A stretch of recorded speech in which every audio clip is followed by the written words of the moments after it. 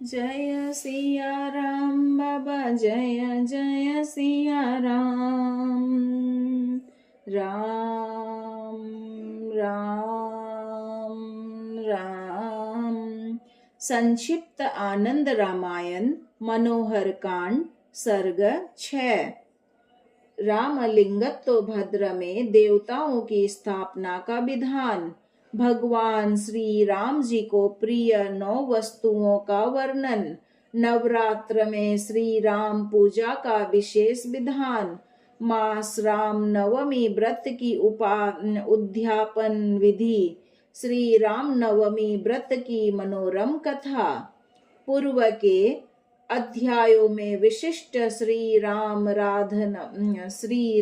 राधनामों में उपयुक्त रामलिंगत्व भद्र, राम तो भद्र आदि के निर्माण की प्रक्रिया एवं तत् संबंधी अन्य तथ्यों को बताने के उपरांत श्री रामदास जी शिष्य विष्णुदास को रामोत्तो भद्र मंडल में स्थापनीय पूजनीय देवताओं के स्थापन पूजन की प्रक्रिया बताते हुए कहते हैं कि उपासक को चाहिए कि वह प्राणायाम आदि करने के अनंतर जिस मंडल में पूजन करने जा रहा है तद अनुरूप संकल्प करे। तत्पश्चात 84 देवात्मक श्री राम सर्वतोभद्र मंडल में ब्रह्मा जी से लेकर यमुना पर्यंत 84 देवताओं का इस प्रकार यथास्थान आवाहन एवं प्रतिष्ठापन करे। सर्वप्रथम सर्वतोभद्र मंडल के मध्य स्थान में विनियोग पूर्वक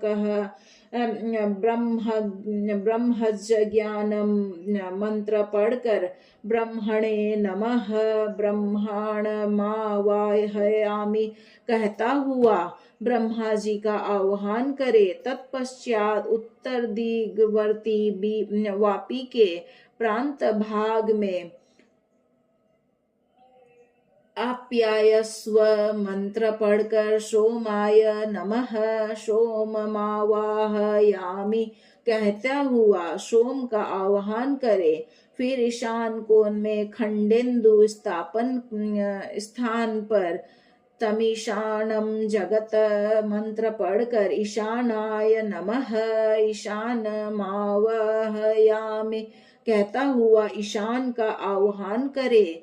फिर पूर्व दिशा में वापी में त्रातारामिद्रम मंत्र पढ़कर इंद्राय नमः इंद्रमावाहयामि कहता हुआ इंद्र का आह्वान करे। इसी रीति से तत्त देवताओं के मंत्र पढ़कर उन देवताओं का भी आह्वान संपन्न करे। इसके पश्चात समस्त आवाहित देवताओं का षोडशोपचार विधि से पूजन संपन्न करे। तदुपरांत नैवेद्य अर्पण करने के बाद अवशिष्ट अन्न से दिक्पालों के निमित्त बलि प्रदान करनी चाहिए। श्री रामदास बोले, हे शिष्य विष्णुदास, श्री रामचंद्र जी को जो जो वस्तुएं प्रिय है उन्हें मैं बताता हूँ। 12 मासों में चैत्र मास राघवेंद्र श्री राम जी को अत्यंत प्रिय है। इसी प्रकार शुक्ल एवं कृष्ण इन दोनों पक्षों में शुक्ल पक्ष उन्हें अति प्रिय है। प्रतिपदा आदि 16 तिथियों में श्रेष्ठ नवमी तिथि उन्हें प्रिय है। भगवान श्री राम का आविर्भाव सूर्य वंश में हुआ, अतः उन्हें रविवार प्रिय है। सभी नक्षत्रों में पुनर्वसु नक्षत्र प्रिय है। पुष्पों में चंपक और तुलसी उन्हें प्रिय है, अथवा पुष्पन नवक उन्हें प्रिय है। जाति चंपक मंदरा तुलसी मुनि अगस्त्य पुष्प मालती दमन केतकी और सिंही ये 9 पुष्प नवक कहलाते हैं। इसी प्रकार से 9 प्रकार के नैवेद्यान्न श्री राम जी को प्रिय है, यथा मोदक लड्डू मंड पूर्ण गर्भ फेनिका वटक परपट विहित खाद्य द्रव्य एवं घृत पकवान ये 9 भक्षय पदार्थ श्री राम को प्रिय है। अथवा एक दूसरे भी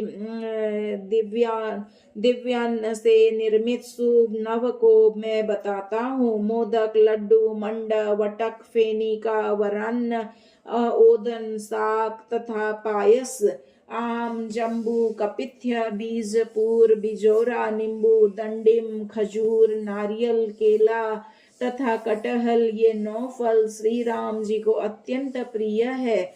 अतः पूजा में इन फलों को चढ़ाना चाहिए। इसके साथ ही सीताफल, जंभीर, नारंगी, स्निग्ध मंजक, जाति फल, मातुलुंग, बिजौरा, नींबू, द्राक्षा फल, उर्वारुक, फुट, ककड़ी तथा आंवला, इन 9 फलों के अर्पण का भी विधान मुनियों द्वारा बताया गया है।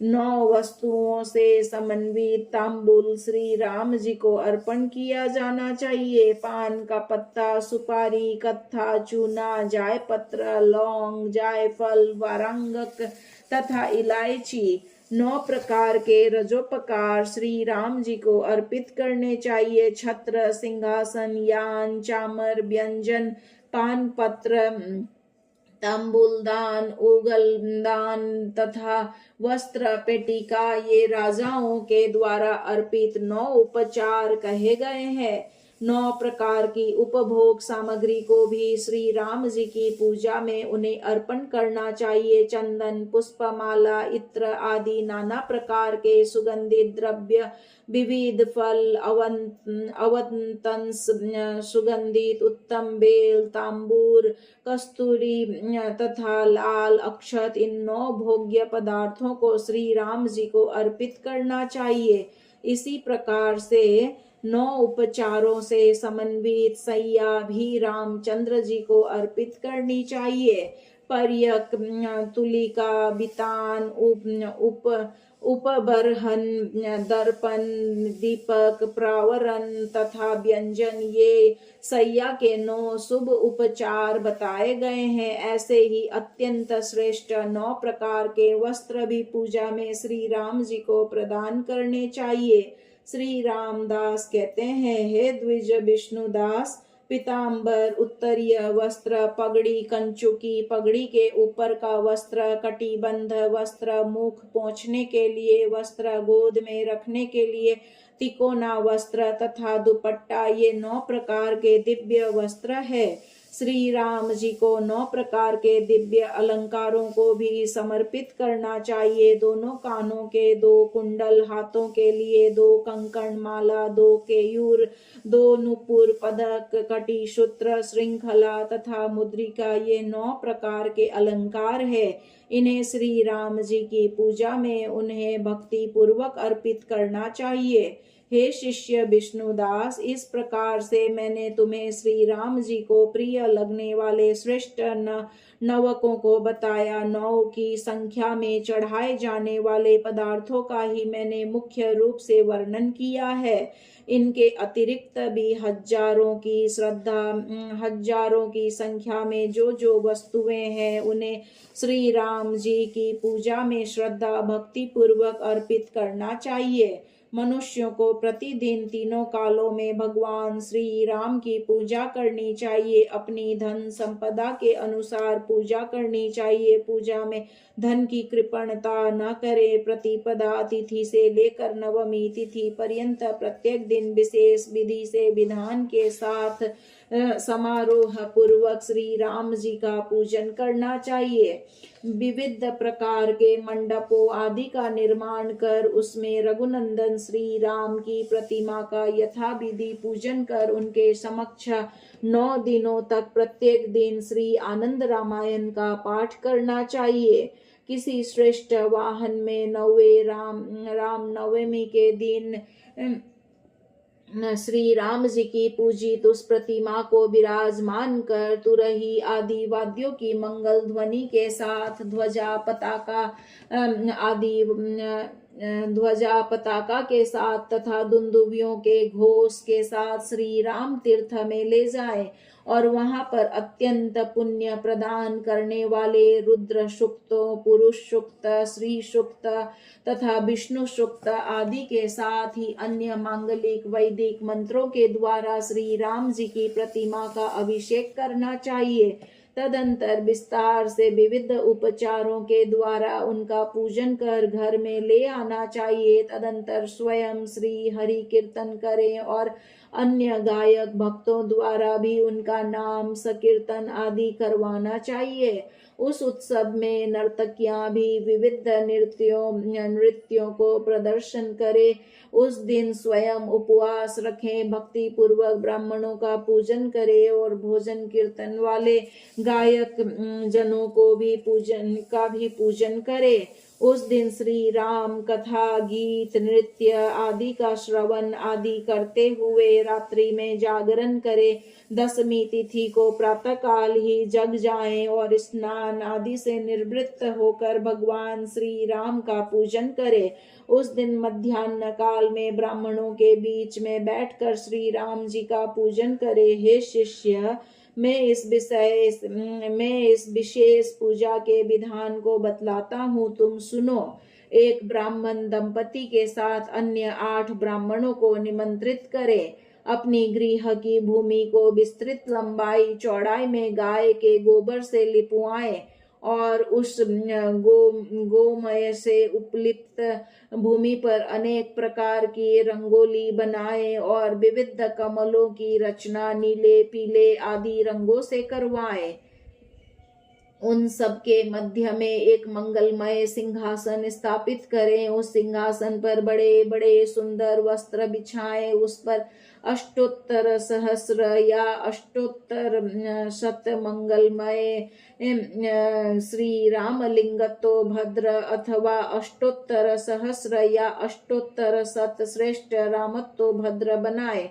तदंतर उस भद्र के ऊपर सप्तनिक विप्र को बैठाएं। विप्र की पत्नी विप्र के वाम भाग में पश्चिमाभिमुख होकर बैठे। तदंतर उस ब्राह्मण दंपति में भगवान श्री सीताराम की भावना कर उनका आवाहन करे। श्री सिंहासन में विराजमान विप्र रूपी उन ब्राह्मण के पीछे एक अन्य ब्राह्मणों को स्थापित कर उनमें श्री लक्ष्मी जी की भावना करे। मध्य में सिंहासन में विराजमान श्री राम रूपी ब्राह्मण के दाहिनी ओर एक अन्य विप्र स्थापित कर उनमें श्री भरत जी का तथा बाईं ओर स्थित विप्र में श्री शत्रुघ्न जी का आवाहन करे।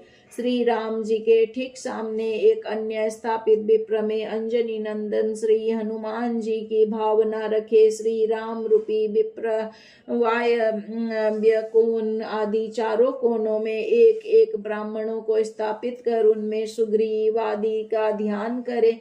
तदंतर पूजा करे। यह पूजा श्री राम की नवायतन पूजा कहलाती है अथवा 5 विप्रों में की जाने वाली पूजा सीता सहित श्री राम पंचायतन पूजा कहलाती है। जो सामर्थ्यहीन हो उसे यह पंचायतन पूजा सदा करनी चाहिए।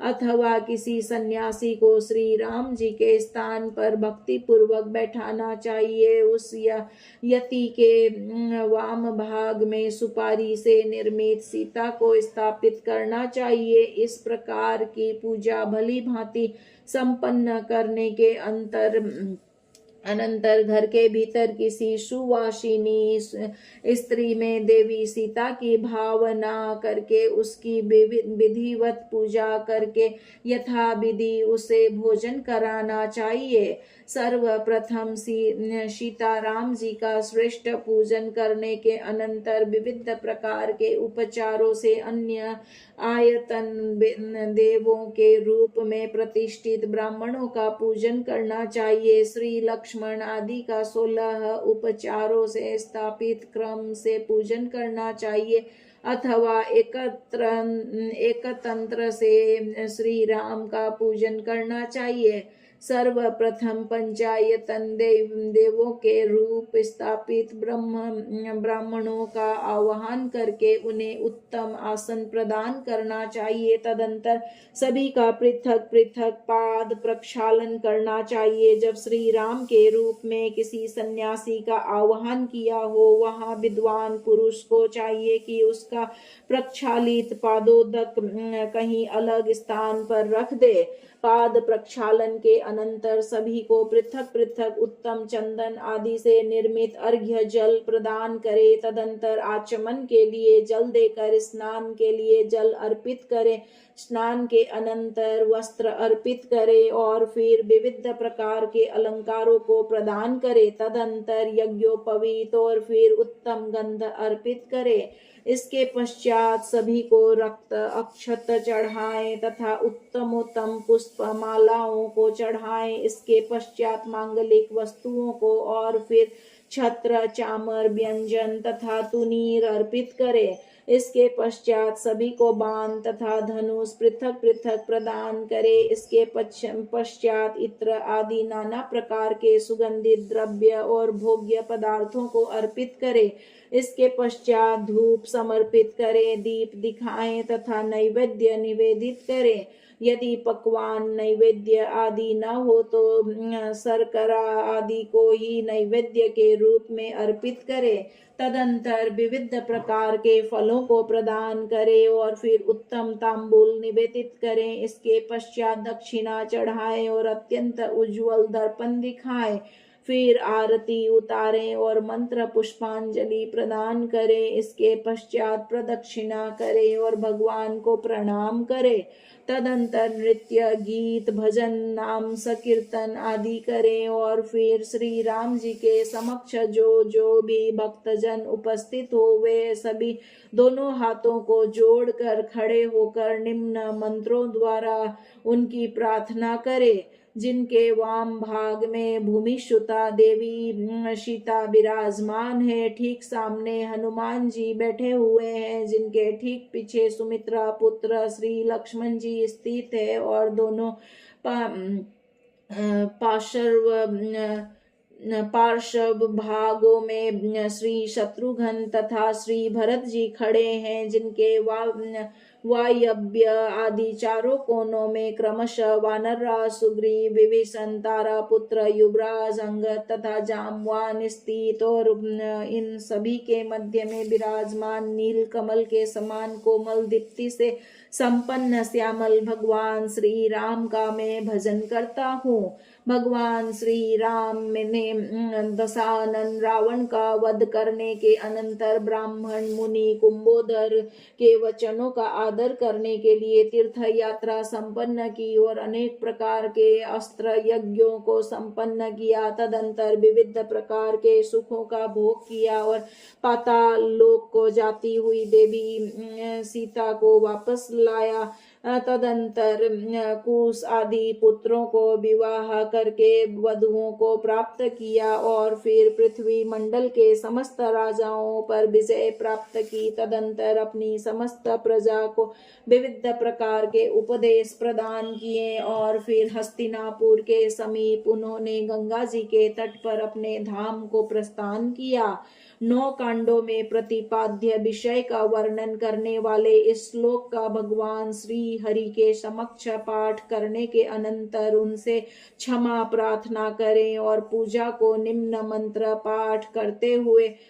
का पाठ करते हुए उन्हें समर्पित कर दे।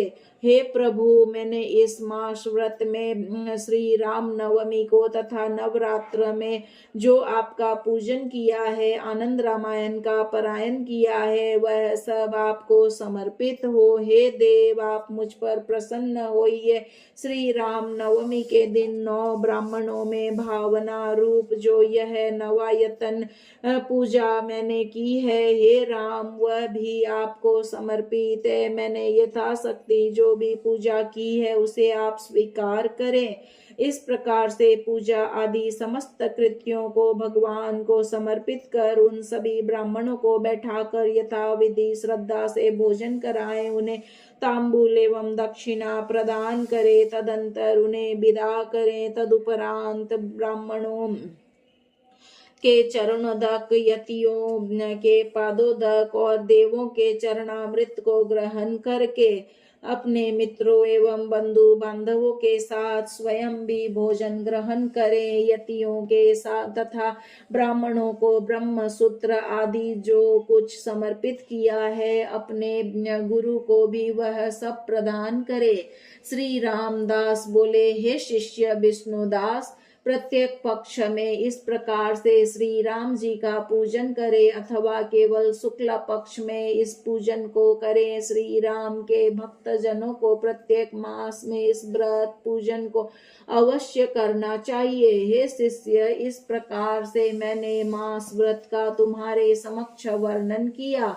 यह श्री राम को अत्यंत संतोष प्रदान करने वाला है। यद्यपि इस जगत में अन्य भी अनेक पुण्यदायी व्रत है, किंतु इस राम नवमी व्रत के समान न कोई व्रत है, न हुआ और न होगा ही। यह व्रत सभी व्रतों में उत्तम है और भोग तथा मोक्ष को प्रदान करने वाला है। श्री राम के उपासकों को यह व्रत अवश्य ही करना चाहिए। हे शिष्य, इस प्रकार से मैंने व्रतों में सर्वश्रेष्ठ व्रत का विस्तार पूर्वक तुम्हारे समक्ष वर्णन किया। यह व्रत श्री राम को बड़ा ही आनंद प्रदान करने वाला है। विष्णुदास बोले, हे गुरु, आप मुझ पर कृपा करते हुए यह बताएं कि श्री राम नवमी मास व्रत का उद्यापन कब करना चाहिए और किस विधि विधान के अनुसार करना चाहिए। श्री रामदास बोले, हे वत्स विष्णुदास, तुमने बहुत अच्छी बात पूछी है, मैं बताता हूँ, सावधान होकर सुनो।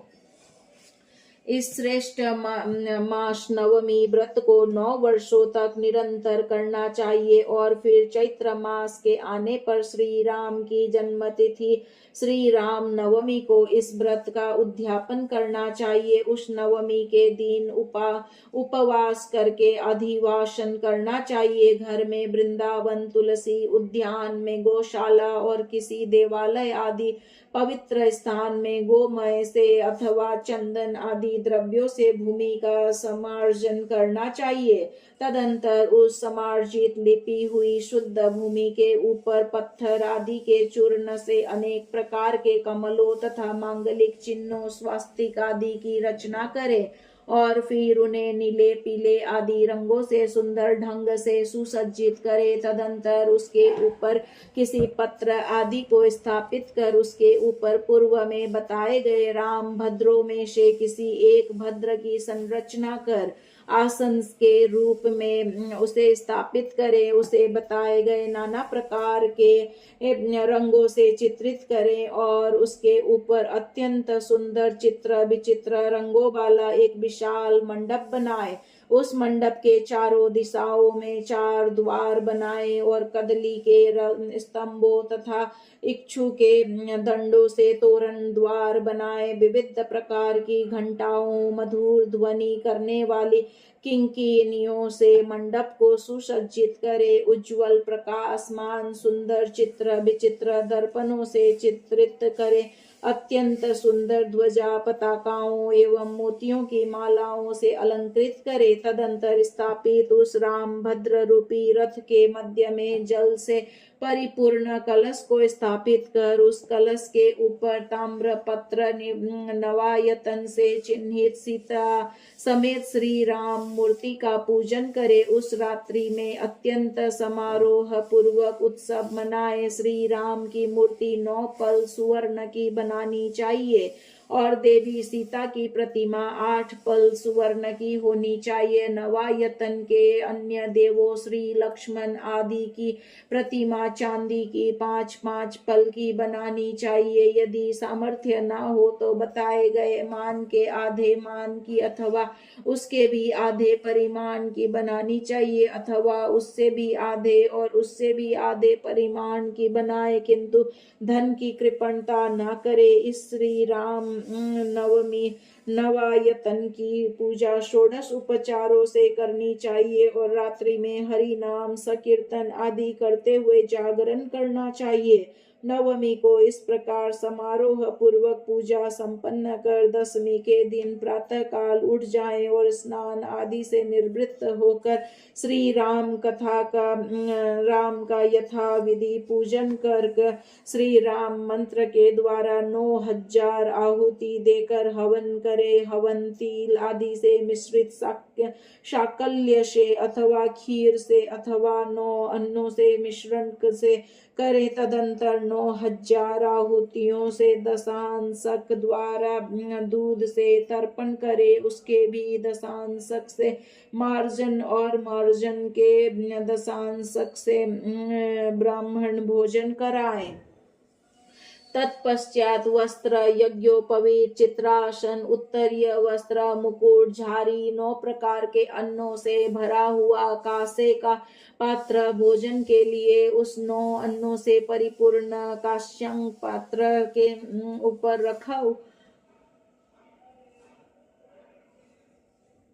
ऊपर रखा हुआ कांसे का घृत पूर्ण पात्र खड़ाऊ दिव्य आनंद रामायण की पुस्तक तांबूल दक्षिणा के साथ जो भी वस्तुएं श्री राम जी को प्रिय थी यथाशक्ति वे सब प्रत्येक ब्राह्मण को प्रदान करे।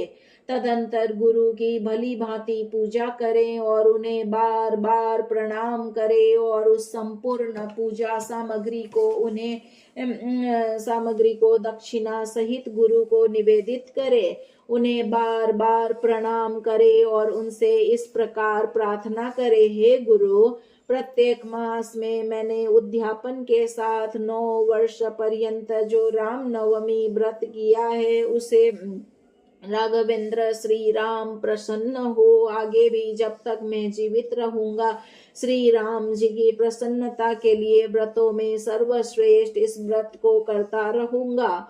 हे गुरु, आपकी कृपा से सीता सहित भगवान श्री राम मुझ पर प्रसन्न हो। इस प्रकार से प्रार्थना करके अपने गुरु को प्रणाम करके उन्हें विदा करें और फिर अपने मित्रों तथा बंधु बांधवों के साथ स्वयं भी भोजन करें।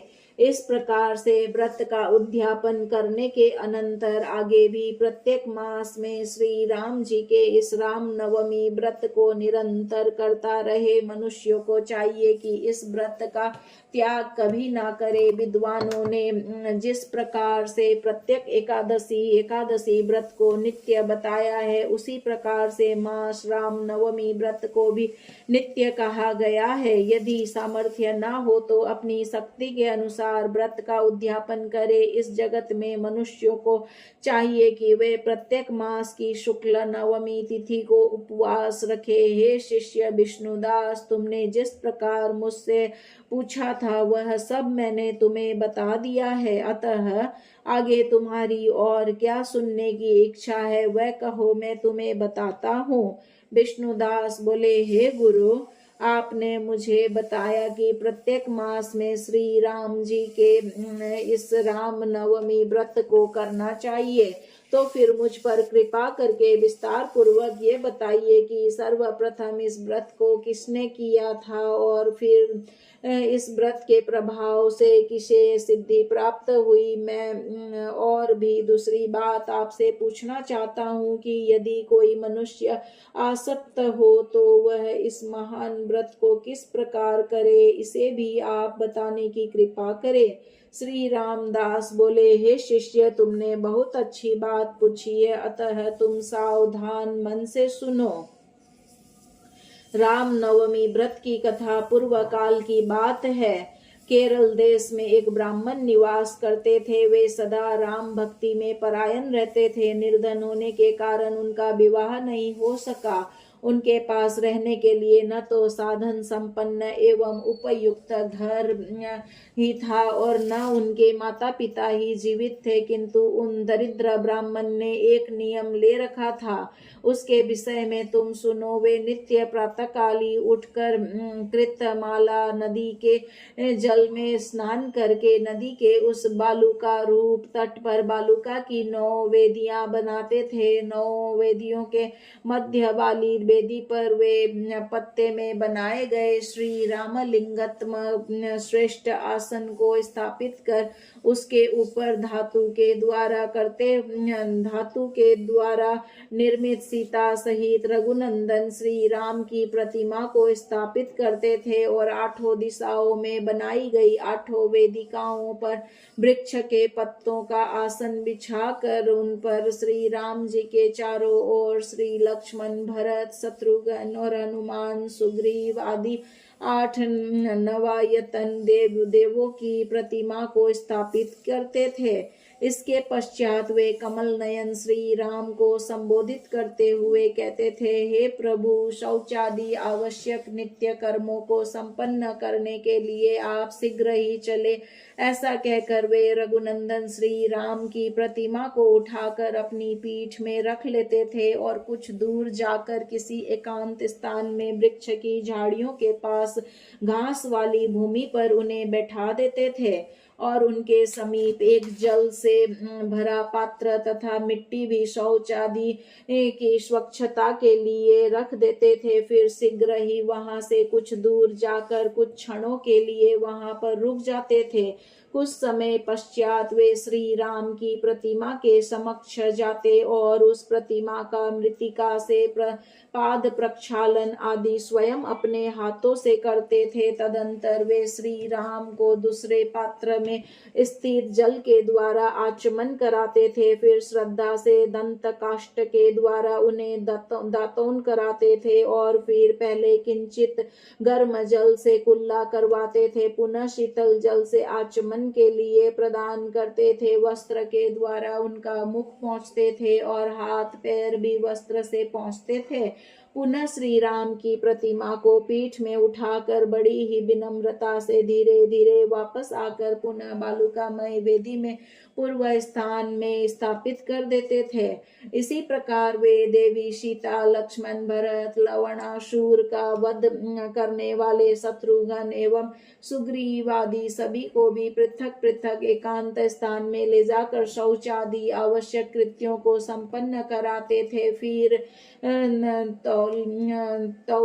तैलाभ्यंग करके उबटन लगाकर किंचित गर्म जल से सभी को स्नान कराते थे और वस्त्र के रूप में सभी को भूर्ज पत्र प्रदान करते थे। तदंतर उपलब्ध पत्र, पुष्प, फल आदि उपचारों के द्वारा क्रमशः सभी का पूजन करते थे। इसके पश्चात वे मोटे चावलों का भात बनाकर स्वयं मध्याह्न स्नान, संध्या आदि संपन्न कर पुनः रघुनाथ जी का पूजन करते थे। तत्पश्चात बलि वैश्व देव संपन्न कर उसी भात को नैवेद्य के रूप में निवेदित करते थे। भात का कुछ अंश अतिथि के निमित्त और कुछ अंश मत्स्य, पक्षियों, चींटी तथा गौ आदि के निमित्त रख छोड़ते थे और फिर श्री राम जी से आज्ञा लेकर स्वयं भी प्रसाद पाते थे। तदंतर वे विप्र श्री राम जी की मूर्ति को आदर पूर्वक पुनः पीठ में तथा सीता एवं लक्ष्मण आदि सभी को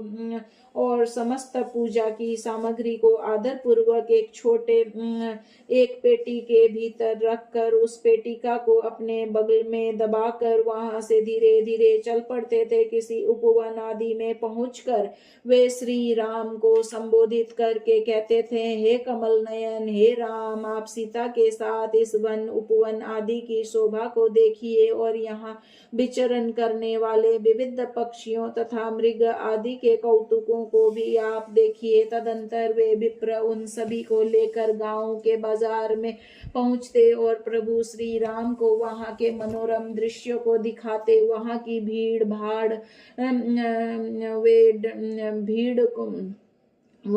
भीड़ को वे डंडे की मार से हटाते हुए आगे का मार्ग बनाते। उन विप्र के कौतूहल पूर्ण व्यवहार से मोहित वे लोग भी उन पर कोप नहीं करते थे। इस प्रकार से वे विप्र राघव श्री राम को अनेक प्रकार के कौतुकों को दिखलाते थे। इस प्रकार इसके पश्चात वे अपनी घास फूस की कुटिया के भीतर एकांत स्थान में श्री राम तथा लक्ष्मण आदि सभी को अपनी पीठ आदि से उतार कर लकड़ी की बनी चारपाई में सुला देते थे और वे स्वयं शीघ्र ही बाजार की ओर चल पड़ते थे और वहां से चावल, तेल, घृत, साग, फल, पान, सुपारी, कुमकुम आदि तथा कुछ तांबे के सिक्के मांग कर ले आते थे और पुनः श्री राम के समीप आ जाते थे। उस ग्राम में निवास करने वाले जो लोग बाजार में रहकर अपना अपना व्यापार करते थे, वे सभी उन द्विज श्रेष्ठ को श्री राम की एकनिष्ठ भक्ति में परायण देखकर उन विप्र को जो भी वस्तु वे मांगते थे बड़ी ही प्रसन्नता पूर्वक दे दिया करते थे। वे द्विजोत्तम शून्य गृह में विश्राम कर रहे श्री राम आदि के समक्ष दीपक जलाकर उनकी आरती करते, गंध आदि उपचारों से उनकी पूजा करते और बड़ी ही प्रसन्नता पूर्वक पत्तों के बने व्यंजनों से उन्हें पत्तों के बने व्यंजन से उन्हें पंखा झला करते थे। तदंतर वे स्तुति करते और कुछ समय नाम जप करते और फिर उनकी प्रदक्षिणा करने के अनंतर बड़ी ही श्रद्धा भक्ति से आगे कहे जाने वाले मंत्रों के द्वारा उनका कीर्तन किया करते थे। इसके अनंतर भिक्षा में प्राप्त सभी वस्तुओं का पृथक पृथक वे 3 भाग करते, उसमें से वे 2 भाग अपने पास रख लेते और तीसरा भाग जो श्रेष्ठ भाग होता था उसे नवमी व्रत के उपयोग के लिए अपने मित्र के घर पर धरोहर के रूप में रख देते थे।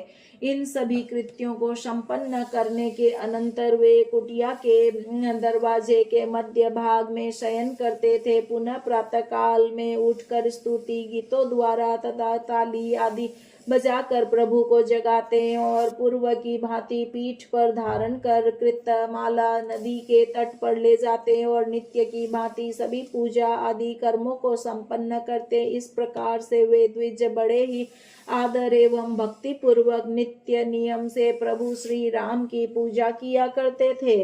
नवमी तिथि को श्री राम की विशेष पूजा करके उस दिन वे उपवास रखते थे और रात्रि में जागरण कर स्वयं श्री राम नाम संकीर्तन करते थे तथा नित्य नृत्य एवं गान में लीन रहते थे। प्रभात काल होने पर दशमी को दिन पुनः श्री राम की पूजा करते थे। प्रतिपदा से प्रारंभ कर नवरात्र भर आनंद रामायण का पाठ करते थे, फिर उस पुस्तक का पूजन करते थे और 9 ब्राह्मणों को निमंत्रण देकर बुलाते थे। उनमें एक ब्राह्मण को सपत्नी कर निमंत्रित करते थे। तदंतर मित्र के घर में धरोहर के रूप में पूर्व में रखे हुए चावलों आदि को लाकर उसका भात बनाते थे। साथ में जो शाक आदि होता था उसे भी लाकर उसका पाक श्रेष्ठ भोजन का निर्माण करते थे। तदंतर बालुकामय वेदी के ऊपर उन ब्राह्मण दंपति को बिठाकर उनमें श्री राम सीता की भावना करते थे और उस वेदी की 8 दिशाओं में क्रमशः लक्ष्मण आदि की भावना कर निमंत्रित 8 ब्राह्मणों को बिठाते थे। इसके पश्चात 16 उपचारों के द्वारा ब्राह्मणों में श्री राम नवायतन की भक्ति पूर्वक पूजा करते थे। पूजा के पश्चात केले के पत्ते में वे श्रेष्ठ द्विज बनाए हुए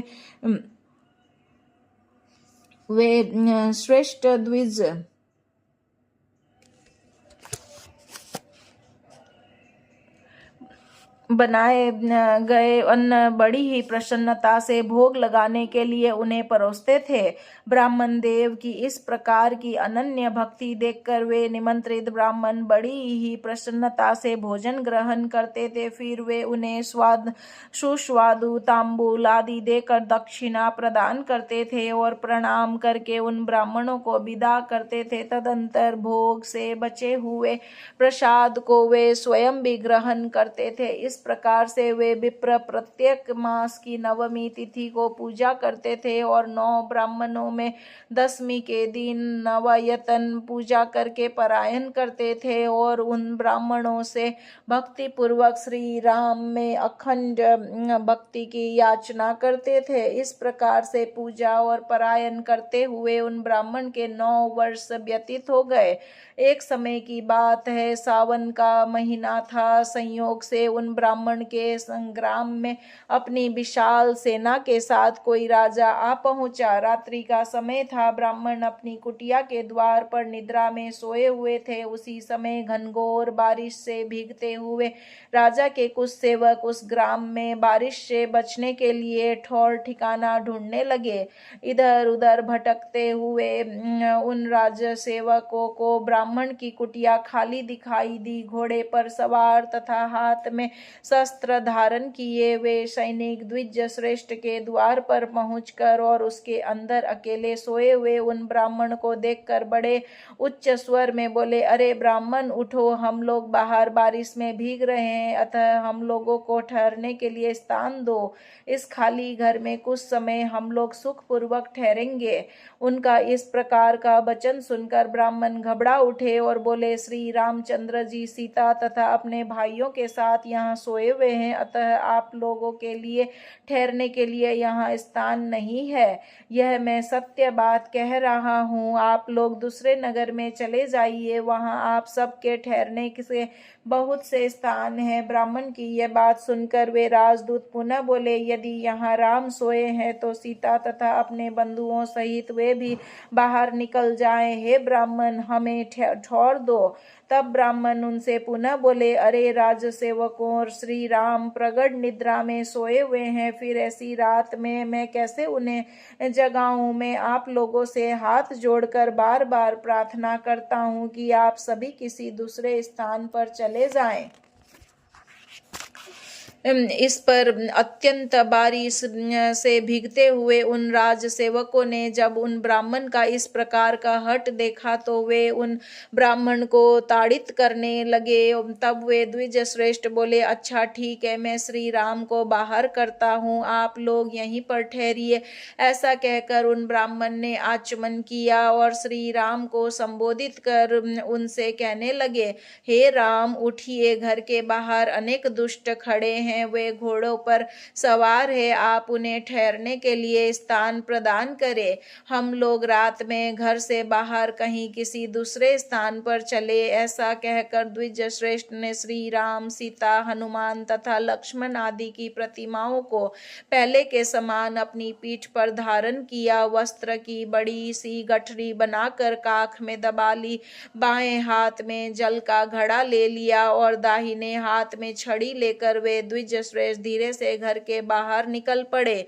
ब्राह्मण की उस प्रकार की अस्वाभाविक चेष्टाओं को देखकर उन दुष्ट राज सेवकों ने उन्हें पागल समझा। ब्राह्मण जब घर से बाहर निकला तो उन्होंने देखा कि बारिश बहुत तेज हो रही है। यह देखकर वे कुटिया की छत के नीचे सिकुड़ कर बैठ गए और वे दुष्ट राज सेवक कुटिया के भीतर प्रविष्ट हो गए। ब्राह्मण वैसे ही बैठे बैठे बहुत थक गए थे।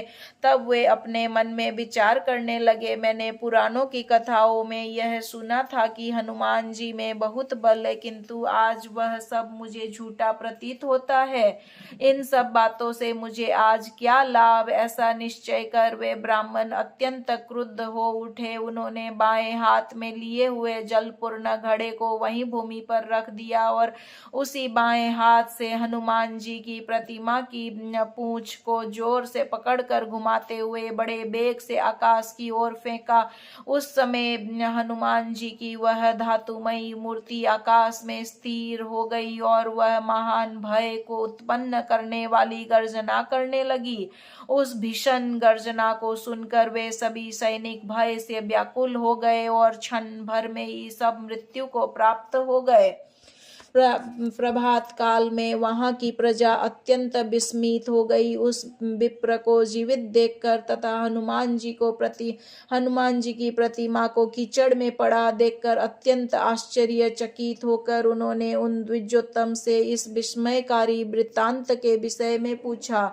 तब ब्राह्मण श्रेष्ठ ने पूरी घटना उन्हें सुना दी। तदंतर सभी ने उनसे प्रार्थना की कि आप इस भूभाग के राजा के रूप में प्रतिष्ठित हो। उन द्विज श्रेष्ठ ने भी उसे श्री राम जी की अनुज्ञा समझकर वहां का राजा होना स्वीकार कर लिया। वहां पर वे ब्राह्मण श्रेष्ठ बहुत दिनों तक राज्य का सुखोभोग करते हुए अपने पुण्य कर्मों के प्रभाव से अंत में विष्णु सायुज्य को प्राप्त हुए। हे शिष्य विष्णुदास, तुमने जो यह पूछा था कि यदि कोई सामर्थ्यहीन हो, निर्धन हो, तो वह इस महान व्रत को कैसे कर सकता है, इस संबंध में मैंने एक ब्राह्मण श्रेष्ठ की कथा तुम्हें सुनाई। वे दरिद्र ब्राह्मण उस व्रत के प्रभाव से अनेक देशों के एक छत्र राजा बने। उत्तम भोग पदार्थ उन्हें प्राप्त हुए और आयु के पूर्ण होने पर उन्होंने भगवान विष्णु का सायुज्य मोक्ष प्राप्त किया। अतः श्री रामचंद्र जी के इस प्रकार के उत्तम फल प्रदान करने वाले राम नवमी व्रत को कौन नहीं करेगा। यह व्रती को इस लोक में सहज ही सब प्रकार के भोग प्रदान करता है और फिर मोक्ष प्रदान करता है। मुनियों, देवताओं, नागों, गंधर्वों, किन्नरों तथा राजाओं आदि सभी के द्वारा व्रतों में उत्तम इस व्रत का परिपालन किया जाता है। यह स्त्री, पुत्र, धन की प्राप्ति कराने वाला तथा सब प्रकार के सौख्य को देने वाला एवं अंत में मुक्ति प्रदान करने वाला है। स्वर्ग लोक, मृत्यु लोक तथा रसातल में और भी अनेक व्रत है, किंतु इस मास नवमी व्रत के समान कोई व्रत नहीं है, न हुआ है और न आगे होगा ही। अतः मनुष्यों को सदैव इस व्रत को करना चाहिए। हे विष्णुदास, तुमने जो कुछ पूछा था वह मैंने तुम्हें बतला दिया।